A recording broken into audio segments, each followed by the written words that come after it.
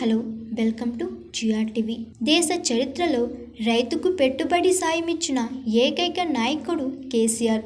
తెలంగాణ రైతన్నను రాజుగా చేయాలన్న ఏకైక లక్ష్యంతో ఎన్నికలో చెప్పకున్నా, ప్రజలకు హామీ ఇవ్వకున్నా రైతు బంధు కార్యక్రమాన్ని కేసీఆర్ గారు ప్రారంభించి అమలు చేశారు. ప్రభుత్వ కార్యాలయాలకు వెళ్లకుండా, ఎలాంటి దరఖాస్తులు చేయకుండా 11 సీజన్లో 73,000 కోట్ల రూపాయలు రైతుల ఖాతాల్లోకి వేశాము.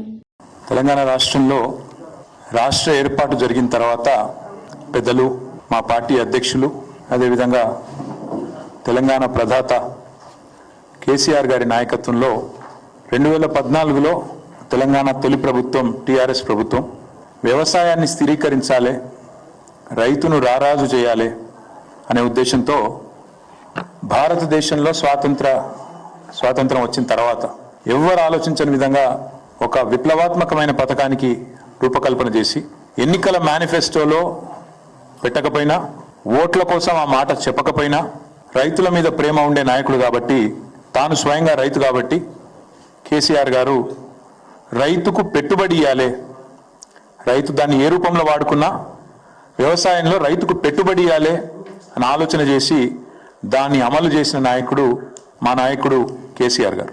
ఒకసారి కాదు, 2 సార్లు కాదు, 11 సీజన్లకు వరుసగా దరఖాస్తు పెట్టే అక్కర్లేకుండా, దండం పెట్టే అక్కర్లేకుండా, దఫ్తర్ల చుట్టూ చక్కర్లు కొట్టే అక్కర్లేకుండా రైతుకు రాష్ట్రంలో నేరుగా వాళ్ళ ఖాతాలో టైంకు టంచన్గా టింగు టింగు అనుకుంటే సప్పుడు అయ్యకుండా బ్రహ్మాండంగా ఖాతాలో పైసలు పడుతుండే.